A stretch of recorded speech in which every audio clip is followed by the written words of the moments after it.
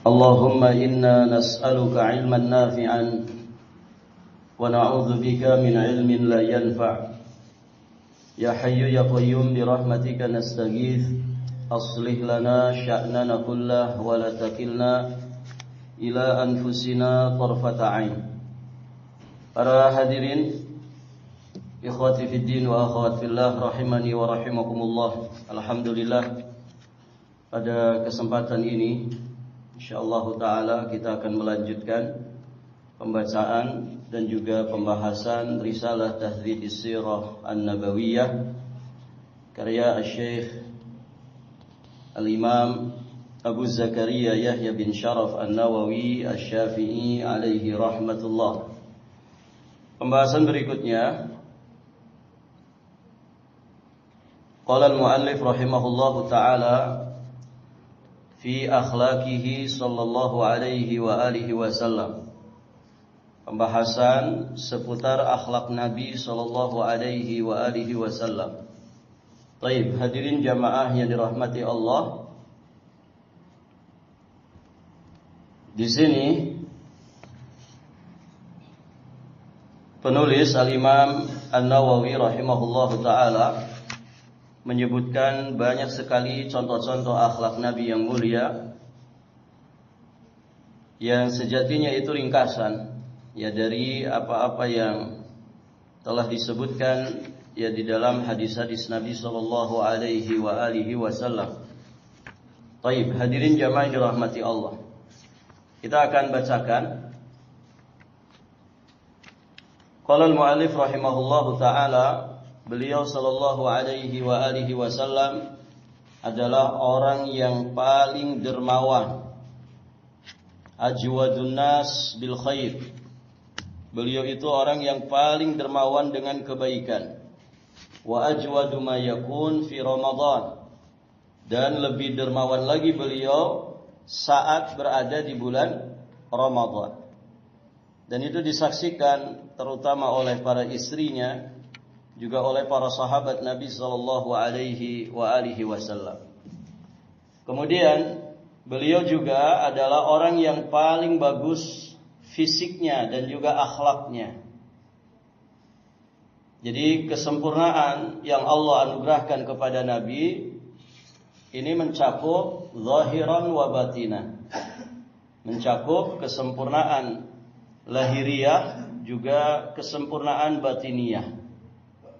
Jadi jasmani dan rohaninya Nabi itu ada di puncak kesempurnaannya.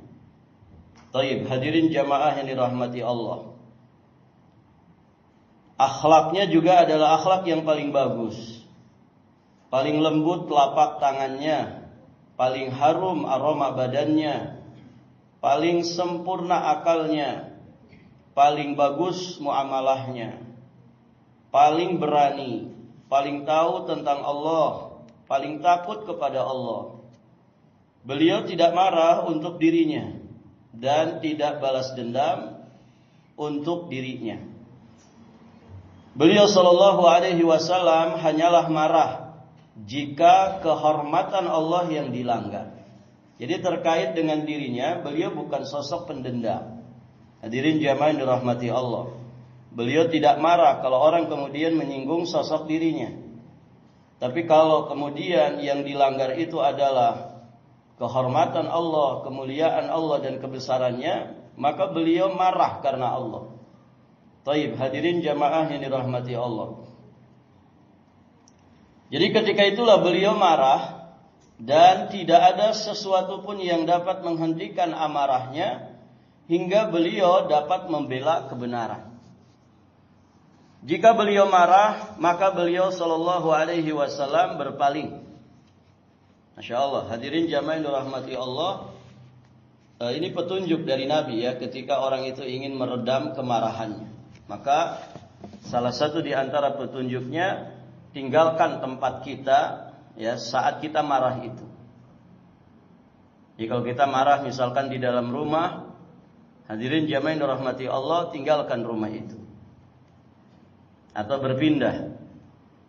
Kalau di kamar marahnya, marahin istri misal. Nah, daripada keterusan berbahaya, pindah. Pindah kemana ikhwan?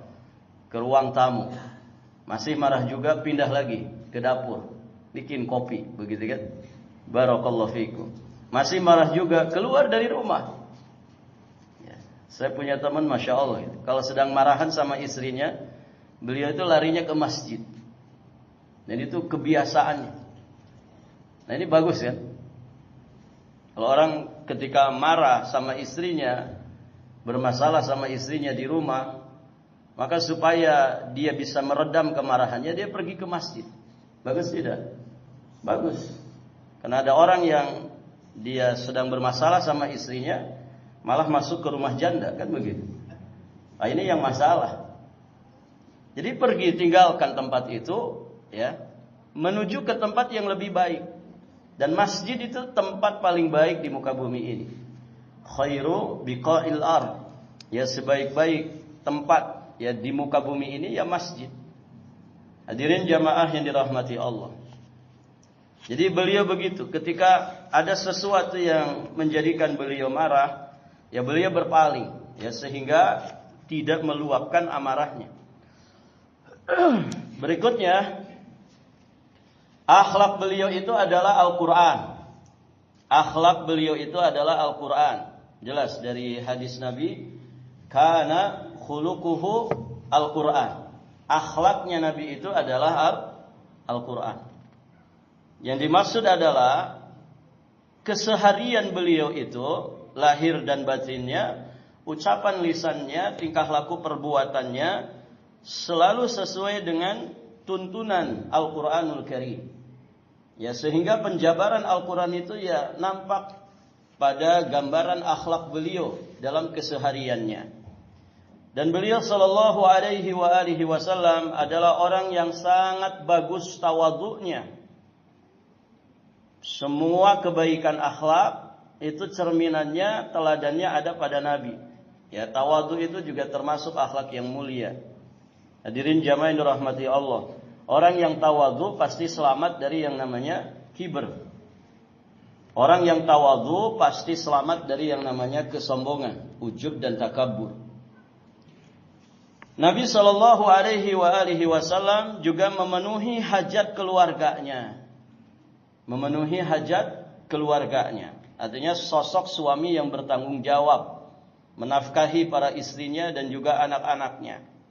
Apa yang dibutuhkan oleh keluarganya, beliau memenuhinya. Ya, walaupun dalam banyak pembahasan, dalam banyak riwayat, beliau itu sangat bersahaja. Ya, sangat bersahaja dalam kehidupannya, namun cukup untuk memenuhi kebutuhan keluarganya. Beliau merendahkan dirinya kepada orang-orang yang lemah. Nah, ini tentu berbeda dengan kebanyakan orang. Ketika ada di hadapan orang yang lemah, ya, orang itu biasanya cenderung merasa tinggi, merasa kuat, alias ujub dan takabur. Nah, Nabi tidak. Ya, beliau juga tawadhu di hadapan kaum du'afa. Kemudian tidaklah beliau diminta sesuatu lalu beliau mengatakan tidak. Jadi kalau diminta sesuatu, beliau selalu mengiyakan. Baik, hadirin jamaah yang dirahmati Allah. Beliau adalah orang yang paling penyantun.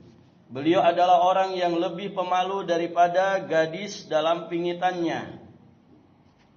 Kerabat, orang jauh, orang kuat dan orang lemah, bagi beliau adalah sama. Ya, semua makhluk Allah Azza wa Jalla, semua hambanya. Dan tentu yang membedakan kualitas seseorang itu adalah ketakwaannya di sisi Allah Subhanahu wa taala. Inna akramakum indallahi atqakum. Jadi kemuliaan, kehormatan seseorang, marwah seseorang itu ya tidak diukur dari harta kekayaannya, pangkat jabatannya, tapi diukur dari ketakwaan hatinya kepada Allah Azza wa Jalla. Beliau tidak pernah mencela makanan sama sekali. Jika beliau menyukainya, maka beliau memakannya. Dan jika tidak berselera, maka beliau meninggalkannya. Karena tidak butuh mencela makanan. Apalagi mencela makanan yang sudah dimasakin istri berjam-jam. Ya, sudah capek istri masakin masakan, disodorkan ke antum, baru antum caci maki. Masakan apa ini? Kamu loh rumah tangga sama saya 20 tahun. Nggak bisa masak-masak juga. Gitu. Wah, ini lebih berbahaya para jamaah. Maka dalam ajaran Islam, adab yang diajarkan Nabi, tidak boleh kita itu mencela makanan. Kalau suka dimakan, kalau tidak suka ditinggalkan. Ya, tanpa mencaci, tanpa meremehkan atau mencela makanan. Taib, hadirin jamaah yang dirahmati Allah. Beliau sallallahu alaihi wasallam tidak makan sambil bersandar, tidak pula makan di atas khawan. Khawan itu hadirin jamaah yang dirahmati Allah. Ya, dikatakan di sini oleh pentaklik, ya khawan ini barakallahu fikum, dia sesuatu yang tinggi dari permukaan tanah. Ya, sering diterjemahkan dengan meja makan. Jadi Nabi sallallahu alaihi wasallam tidak makan di atas meja makan. Berarti makan beliau selalu, kalau tidak di meja makan, berarti di mana? Lesehan. Lesehan di bawah. Taib, hadirin jamaah yang dirahmati Allah. Ada orang di rumahnya punya meja makan harganya puluhan juta, gitu ya. Lengkap dengan pernak-perniknya, hiasannya, mejanya bisa diputar begitu ya, untuk memutar makanan. Masya Allah. Nabi Sayyidul Awwalin wal Akhirin, beliau tidak makan di meja makan, menunjukkan kebersahajaan. Bukan tidak boleh makan di meja makan selama adabnya dipakai, begitu ya, dan tidak melanggar aturan-aturan syariat, batasan-batasan agama. Tidak ada masalah. Namun di sini sedang menunjukkan ya betapa sosok Nabi itu sosok yang sangat bersahaja. Taib para jamaah. Beliau makan apa yang mudah dijangkau dan tidak menolak apapun yang mubah. Beliau menyukai manisan, madu, dan beliau juga sangat menyukai labu. Nabi sallallahu alaihi wasallam bersabda, "Ni'mal idamu al-khal." Ya, sebaik-baik lauk itu adalah khal, cuka. Ini diriwayatkan oleh Imam Muslim. Kemudian Nabi juga bersabda tentang satu makanan yang menjadi favorit makanan orang-orang Arab, dan kemudian digunakan untuk mengkiaskan tentang keutamaan dari Ibunda Aisyah. Beliau menyampaikan, wa fadlu Aisyata 'ala nisa'i ka fadli tsarid 'ala sa'iri ta'am. Keutamaan Aisyah dibandingkan wanita lainnya adalah seperti keutamaan sarid atas semua makanan. Ya, sarid itu para jamaah yang dirahmati Allah, roti yang dicampur dengan kuah daging. Ya, barakallahu fikum. Biasanya ya pakai kuah daging. Ini makanan favorit ya. Sarid itu makanan favoritnya orang-orang Arab. Dan lebih mantap lagi ketika disantap saat berbuka puasa. Sarid. Baik, hadirin jamaah yang dirahmati Allah. Kemudian bagian dari daging kambing yang paling beliau sukai adalah bagian lengannya. Lengan itu mana? Ya, lengan sini ya. Baik. Kemudian Abu Hurairah radhiyallahu taala anhu mengatakan bahwa Rasulullah sallallahu alaihi wasallam meninggalkan dunia dalam keadaan tidak kenyang dari roti gandum, karena beliau tidak punya. Pernah beliau sebulan atau 2 bulan api tidak dinyalakan di rumahnya. Ya. Api tidak dinyalakan di rumahnya. Suatu ketika juga ketika Nabi pulang dari masjid selesai sholat subuh, barakallahu fikum, bertanya kepada Ibunda Aisyah, apa yang ada di rumah kita? Ya, kata Ibunda Aisyah, aswadan. Ya, cuman ada 2 yang hitam. Maksudnya adalah kurma dan air putih saja. Artinya kebersahajaan Nabi yang sangat luar biasa. Dan para jamaah, Imam An-Nawawi rahimahullahu taala dalam kitabnya Riyadhus Shalihin, beliau punya bab tentang masalah ini dan hadis-hadis yang dibawakan itu panjang sekali. Maksudnya banyak sekali. Ya. Hadis bab tentang kebersahajaan Nabi. Ya, keutamaan lapar, kemudian kebersahajaan Nabi dalam makanan, minuman, pakaian. Nah, itu beliau membawakan hadis-hadis riwayat-riwayat yang banyak ya di dalam bab itu. Dan bisa kita merujuk ya ke kitabnya, kitab Riyadhus Shalihin yang juga ditulis oleh Imam An-Nawawi. Nah, ini kebersahajaan Nabi. Beliau makan hadiah namun tidak makan sedekah. Jadi kalau beliau dikasih sedekah, hadirin jamaah yang dirahmati Allah, beliau larang untuk dirinya juga untuk ahlu baitnya. Biasanya kata sahabat yang mulia Abu Hurairah radhiyallahu taala anhu, di mana sahabat Abu Hurairah termasuk ahli suffah. Ya, termasuk sahabat yang mendiami suffah. Ya, suffah itu bagian belakang dari Masjid Nabawi. Ya, biasanya ditempatin oleh para musafir, ya, juga oleh para sahabat, muhajirin atau siapapun yang di kota Madinah. Mereka tidak punya harta, tidak punya keluarga, ya, dan mereka tidak punya pekerjaan tetap. Ya. Ada sekian ratus sahabat yang pernah mendiami suffah ini dan terus bergelombang begitu ya, artinya tidak di satu waktu. Dan di satu waktunya sekitar puluhan, ya 70 orang. Nah, Abu Hurairah cerita, Nabi itu kalau dapat sedekah, beliau bawa sedekahnya itu ke ahli suffah. Untuk kemudian dibagi-bagikan kepada ahli suffah dan beliau tidak memakannya. Pun demikian saat beliau mendapatkan hadiah. Kalau beliau mendapatkan hadiah, juga beliau perhatian sekali kepada ahli suffah ini.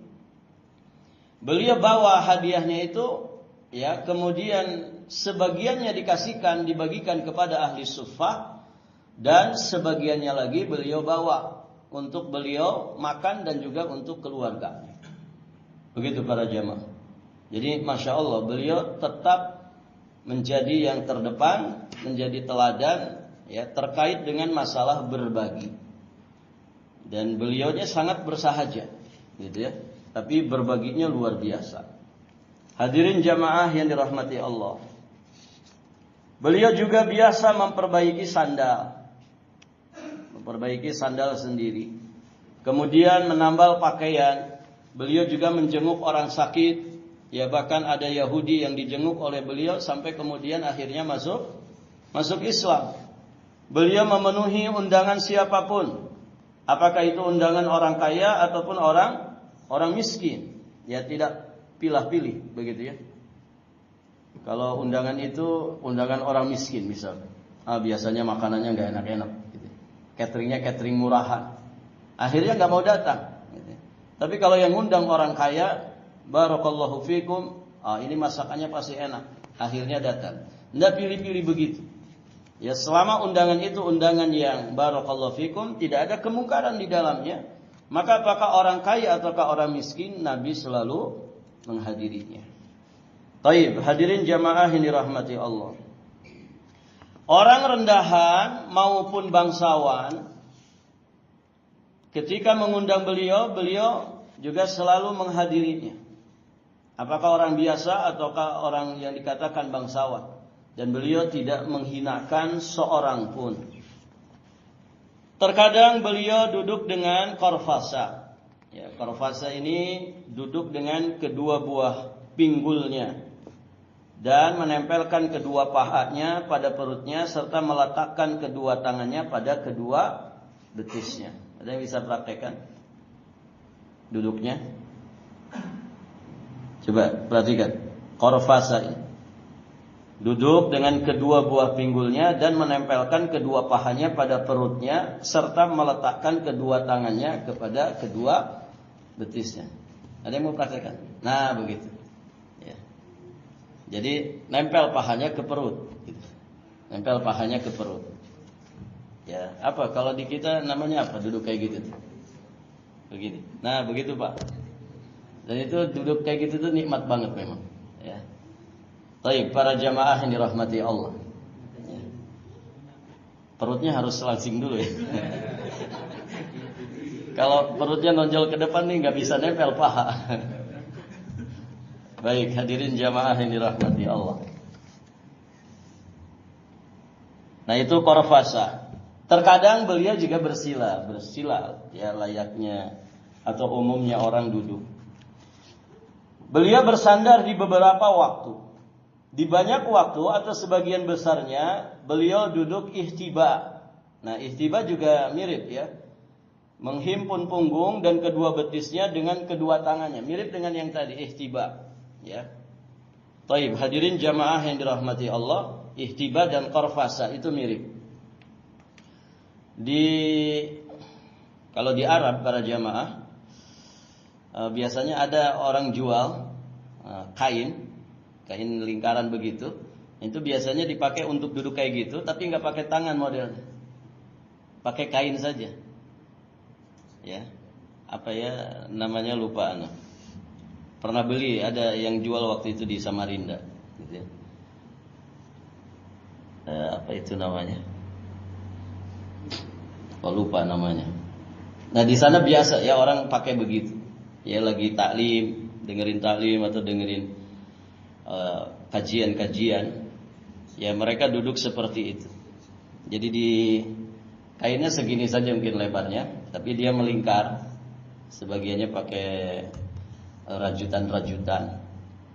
Nah nanti dimasukkan begitu. Jadi kalau nggak pakai itu kan kita pakai tangan. Nah karena ada kain itu nggak usah pakai tangan. Jadi mereka bisa nulis sambil duduk seperti itu. Taib, hadirin jamaah yang dirahmati Allah.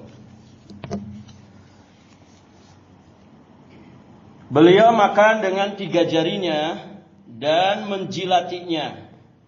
Dan bernafas saat minum pada bejana 3 kali di luar bejana. Jadi ketika minum itu tidak langsung gulokak dengan durasi yang panjang, tidak. Tapi beliau minum berapa teguk kemudian dilepas bejananya dan bernafas ya di luar bejana, kemudian minum lagi begitu.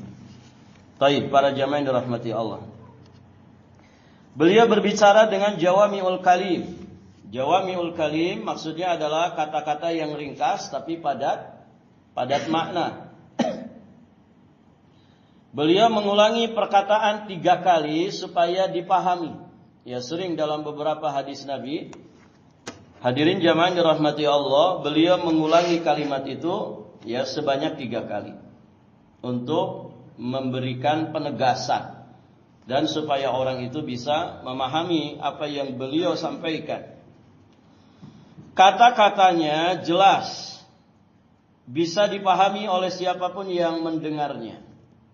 Jadi vokalnya bagus, begitu ya. Artikulasinya bagus. Pokoknya enak kalau didengar ketika beliau menyampaikan sesuatu. Dan gampang diserap, mudah dipahami oleh siapapun yang mendengarnya. Beliau tidak berbicara tanpa ada keperluan. Karena ya orang kalau banyak bicara tanpa memiliki kebutuhan, maka biasanya banyak kesalahannya.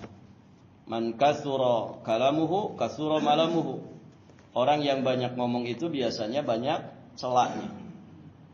Dan seringkali orang itu kalau banyak ngomong ya jadinya tong kosong nyaring bunyinya. Baik. Para jamaah yang dirahmati Allah. Ya apalagi ya orang-orang di zaman sekarang banyak yang punya hobi jadi komentator. Ya, semua dikomen, apapun itu. Padahal dia tidak punya kapasitas untuk berkomentar. Hadirin jamaah yang dirahmati Allah. Kemudian berikutnya Imam An-Nawawi juga menjelaskan, beliau tidak duduk dan berdiri kecuali dalam keadaan berzikir kepada Allah. Ibunda Aisyah juga menjelaskan tentang itu. Karena Rasulullah sallallahu alaihi wasallam yadhkuru fi kulli ahyani, yadhkurullah taala fi kulli ahyani. Nabi itu selalu berzikir dalam setiap keadaan dan kondisi. Maka di sini dikatakan tidak duduk beliau, tidaklah berdiri beranjak beliau kecuali selalu berzikir kepada Allah. Beliau juga menunggang kuda, menunggang unta, menunggang keledai dan juga bigha. Ini semua jenis kendaraan di masa itu. Tentu yang paling mewah yang mana? Kuda dan unta. Kuda dan unta. Hadirin jamaah. Masya Allah ya, tadi siang mungkin saya tidak sengaja melihat satu postingan di beranda HP. Ternyata ada di Indonesia sudah ada yang ternak unta, Pak. Di Mojokerto kalau tidak salah. Sudah ada 5 untanya. Masya Allah. Dan itu postingan beberapa hari yang lalu. Dan Masya Allah, untanya sehat-sehat. Ya, pas diwawancarai peternaknya ini, harganya berapa? Itu masih belum genap 5 tahun. Jadi mungkin tahun depan baru bisa untuk dijadikan hewan kurban. Karena unta itu kan untuk syarat umurnya itu yang genap 5 tahun. Yang genap 5 tahun. Jadi itu baru 4 tahun setengah yang paling besar. Ada 5 ekor dan nanti katanya mau didatangkan lagi. Dan selanjutnya akan diternak. Jadi yang jantannya 1, yang betinanya ada 4. Nanti mau datang lagi, didatangkan jantan supaya berjodoh semua. Artinya betinanya ada jantannya. Dan tahun depan insya Allah sudah bisa dipakai kurban. Dan sudah ada orang yang sudah mengincar. Karena belum cukup umur, jadi belum bisa dikurbankan. Dan itu sudah berlangsung setahunan lebih. Masya Allah. Hadirin jamaah dirahmati Allah. Antum tahu harganya berapa? Anda juga baru tahu harga unta segitu mahal. Ini berapa harganya? Ya, ini yang segede gini aja. Kalau mau ada yang beli gitu, kami lepas 200 juta sekian. Ternyata mahal gitu. Mahal ikhwan. Itu kalau sapi jadi berapa ekor itu? Ya. Kalau sapi harga 20, jadi berapa itu? 10 ekor. Makanya kan pantas Nabi itu mengurutkan kan, yang paling istimewa itu dari kurban adalah kurban unta, ya. Kemudian kurban sapi, baru kemudian kurban kambing. Dan Masya Allah ada hikmah tersendiri. Kenapa ada syarat umur?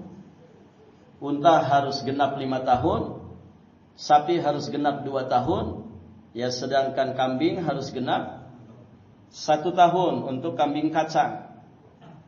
Untuk domba boleh yang sudah genap 6 bulan. Nah ternyata dijelaskan di dalam kitab Tauhidul Ahkam oleh Syekh Al-Bassam rahimahullahu ta'ala. Salah satu hikmahnya apa? Kenapa ada syarat? Ada syarat batasan umur. Ternyata salah satu hikmahnya, umur-umur tadi yang menjadi batasan dari syarat untuk dikurbankan, itulah umur-umur yang daging si binatang ini itu sudah melewati masa fase daging lunak dan belum sampai ke daging alot. Bisa dipahami ini? Jadi domba itu kalau sudah usia 6 bulan, genap 6 bulan, maka dagingnya itu daging yang paling enak untuk disantap. Kambing ya yang sudah genap 1 tahun, sapi yang sudah genap 2 tahun, unta yang sudah genap 5 tahun. Karena dagingnya di fase usia itu sudah melewati fase daging lunak dan belum sampai ke daging alot.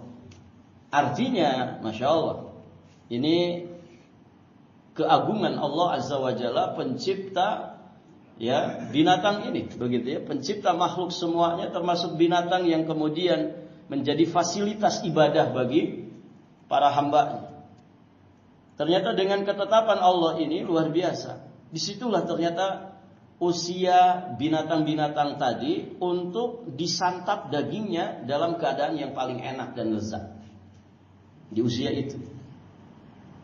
Hadirin jamaah yang dirahmati Allah. Nah, barangkali di sini jamaah ada yang mau kurban unta kan? Nanti kita bisa survei dulu ke Mojokerto. Tempatnya antum ya? Ah, bukan. Di mana? Oh, Ustaz Alfi Mojokerto ya. Cuman nama daerahnya apa dia tidak tahu. Dan itu Masya Allah. Jadi peternaknya itu Pak, dia punya larutan tersendiri, punya apa ya istilahnya, pakan yang hasil olahan sendiri. Jadi sudah punya pelet pakan yang hasil olahan sendiri. Kata beliau bisa beli, katanya ada beli, cuman mahal. Jadi kami ngolah sendiri dan Masya Allah sehat-sehat itu untanya. Nah ini menarik ya kalau di Balikpapan, kan Balikpapan panas juga, mirip-mirip Saudi lah ya. Barangkali ada yang minat ternak gitu kan. Nah itu bisa dicoba Pak. Artinya kan memfasilitasi orang-orang yang mohon maaf ya mungkin kelebihan duit gitu ya, bosen kurbannya sapi terus. Ya kali-kali pengen unta kan begitu. Daripada jauh-jauh ke Saudi kan kalau ada yang ternak kan bisa jadi fasilitas. Nah itu para jamaah. Cuma ya bikin geleng juga ini. Bikin geleng-geleng kepala harga 200 sekian juta. Hadirin jamaah yang dirahmati Allah. Ya kalau duit antum triliunan kan duit segitu tuh kayak recehan aja kan. Hadirin jamaah yang dirahmati Allah. Itu ya. Baik. Tapi di sini bukan triliuner ya. Kelihatan wajah-wajah. Baik para jamaah. Ya miliuner lah, nggak apa-apa, miliuner. Kita lanjutkan. Jadi beliau menunggang kuda, menunggang unta, keledai dan juga bigol. Ya, bigol itu peranakan dari kuda dan keledai. Jadi kalau kuda dan keledai dikawinkan, disilangkan, maka anaknya menjadi bigol. Jadi ini semua jenis kendaraan di masa itu. Nabi pernah menungganginya. Kuda pernah menunggangi kuda? Ada yang seumur hidupnya belum naik kuda? Andong nggak langsung. Kalau andong kan di gerobaknya. Naik kuda, seru Pak naik kuda itu Pak. Ya, dan memang butuh energi ya. Naik kuda itu harus paham ini. Sekarang kan banyak orang yang mainan kuda ya. Barakallahu fikum. Unta sudah. Alhamdulillah saya juga udah, cuman di kebun binatang, bukan di Arab sana. Baik para jamaah. Nah keledai di kita jarang mungkin ya, apalagi bigol. Baik para jamaah. Ya jamaah kan di sini Garuda saja sudah pada naik kan. Pesawat Garuda ya, kata orang burung besi. Baik para jamaah. Nah itu Nabi, ya beliau menunggang kuda, unta, keledai dan bigol. Beliau membonceng Mu'adz bin Jabal radhiyallahu taala anhu di belakangnya, di atas unta dan juga keledai, serta tidak membiarkan seorang pun berjalan di belakangnya. Artinya supelnya beliau kepada para sahabatnya, mudah bergaul dan bisa mengakrabi siapapun begitu ya. Dan banyak sahabat yang punya pengalaman. Ada kitab tersendiri ditulis oleh sebagian masyayikh, ya sahabat-sahabat yang pernah dibonceng oleh Nabi. Ya, itu kan punya kesan sendiri ya. Coba antum kalau ada presiden ke sini naik motor, tiba-tiba antum diajak bonceng. Gitu ya. Kira-kira ada kesan tersendiri nggak? Oh pasti itu. Dan pasti antum selfie begitu. Pak minta waktunya 2 detik aja, pengen selfie. Ya. Baik. Nah, bagaimana kalau dibonceng oleh Nabi? Kan begitu ya. Kalau dibonceng oleh Nabi, ini kan pengalaman yang terindah yang tidak akan pernah dilupakan. Dan kalau dibonceng Nabi, ya, kita bersentuhan saja badan kita dengan badan Nabi, pakaian kita dengan pakaian Nabi, kulit kita dengan kulit Nabi, itu keberkahan. Ya sekedar bergesekan. Berkah para jamaah. Hadirin jamaah yang dirahmati Allah. Lebih berkah lagi kalau Nabi memberikan pelajaran. Dan banyak sekali sahabat-sahabat yang pernah dibonceng Nabi dan pasti dapat pelajaran. Mu'adz bin Jabal itu meriwayatkan hadis dan kisahnya saat beliau dibonceng oleh Nabi. Demikian pula Anas bin Malik yang pernah berkhidmat menjadi pembantu Nabi 10 tahun. Ya, termasuk beliau meriwayatkan sekian hadis dari Nabi. Termasuk sosok sahabat yang meriwayatkan sekian hadis dari Nabi SAW karena kebersamaannya 10 tahun itu. Ya. Sahabat Ibnu Abbas, ya. Hadirin jamaah yang dirahmati Allah, ya, juga pernah sholat malam bersama Nabi, yang juga akhirnya menceritakan bagaimana Nabi sholat malam. Ya, dan juga sahabat-sahabat yang lain, Abdullah bin Umar. Ya, banyak sekali. Dan itu menjadi kesan yang luar biasa bagi mereka. Hadirin jamaah yang dirahmati Allah. Kita lanjut. Beliau mengikat perutnya dengan batu karena lapar. Ada yang pernah begini, Pak? Ganjel perut dengan batu karena lapar. Kalau kita ganjel perut itu kan apa, ikhwan? Istilah ganjel perut itu apa? Ikhwan, ganjel perut dulu nah. Apa? Roti besar gitu. Untuk 3 gitu kan. Namanya ganjel perut. Gitu. Dan anehnya kalau ditawarin makan, ditanya udah makan belum? Belum. Padahal untuk sudah 3 gitu. Baik para jamaah. Jadi beliau pernah mengganjal perutnya ya supaya tertekan lambungnya sehingga barakallahu fikum bisa lebih menahan rasa lapar yang beliau derita. Menunjukkan kebersahajaan. Dan Imam Nawawi dalam kitab Riyadhus Shalihin itu memberi judulnya keutamaan rasa lapar. Gitu ya. Masya Allah para jamaah. Beliau Shallallahu Alaihi Wasallam dan keluarganya menjalani malam-malam dalam keadaan lapar. Tempat tidurnya terbuat dari kulit, bantalnya dari sabut. Ya, kulit di saat itu mungkin biasa gitu ya. Tapi kalau di kita sekarang kalau spring bed antum dari kulit yang lembut, ya itu mahal gitu ya. Tapi saat itu ya tentu sesuatu yang biasa sekali dan sederhana sekali. Bantalnya juga dari sabut. Beliau mempersedikit harta benda duniawi seluruhnya. Padahal Allah telah memberikan kepada beliau kunci-kunci pembendaharaan dunia seluruhnya. Artinya kalau beliau ingin mendapatkan semua fasilitas, kemudahan dan kemewahan dunia, mudah beliau dapatkan. Ya, mudah beliau dapatkan. Dan pemimpin itu kan identik dengan apa, ikhwan? Fasilitas. Pemimpin itu identik dengan fasilitas, dengan kemewahan, dengan keberlimpahan, gitu ya. Bisa dikatakan nyaris, ya, bisa dikatakan jarang sekali seorang pemimpin, apalagi pemimpin satu bangsa yang besar, yang kemudian dia itu dari kalangan fuqara masakin. Jarang sekali. Ya. Pemimpin di masa ini ya tentu identik dengan semua fasilitas, semua kemewahan dan keberlimpahan. Nah, Nabi ya menjadi teladan nih bagi para pemimpin supaya jangan kebablasan. Kenapa? Karena potensi untuk bermewah-mewah bagi para pemimpin itu mudah.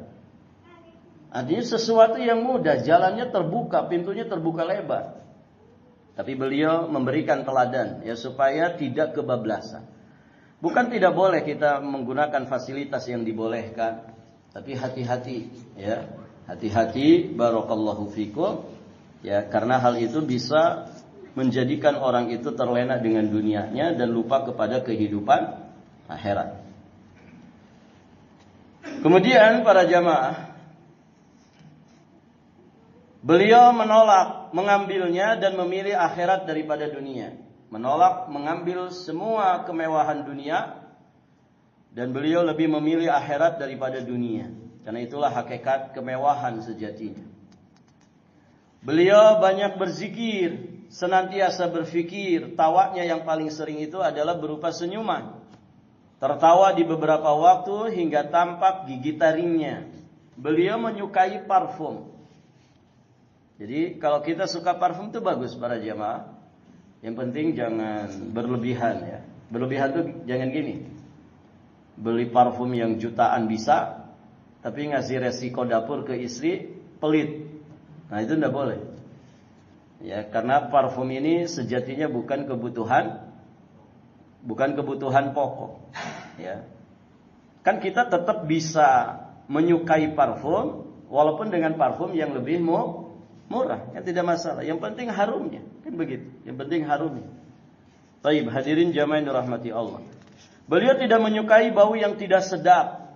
Beliau bercanda dan tidak mengatakan kecuali kebenaran. Jadi kalaupun bercanda, bercandanya bukan candaan yang bohong, bukan candaan yang dusta. Beliau tidaklah mengatakan kecuali kebenaran dan menerima alasan orang yang menyampaikan alasan kepada beliau. Jadi ketika ada orang beruzur, maka beliau terima uzurnya selama uzur itu memang ya hal yang tidak berseberangan dengan syariat. Baik, hadirin jamaah yang dirahmati Allah. Tadinya pengen selesai ini bab ini, tapi ternyata tidak selesai. Kita lanjutkan insyaallah taala di kesempatan berikutnya. Tolong kasih tanda ya.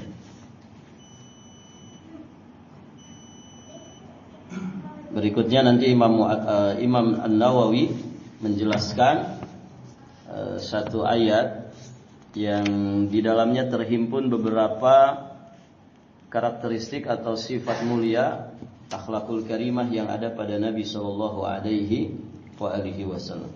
Baik para jamaah, ini kita lanjutkan insyaallah taala di kesempatan berikutnya biidznillah. Kita cukupkan dan kita akhiri dengan doa kafaratul majlis. Subhanakallahumma wa bihamdik asyhadu an la ilaha illa anta astaghfiruka wa atubu ilaik. Wassalamu alaikum warahmatullahi wabarakatuh.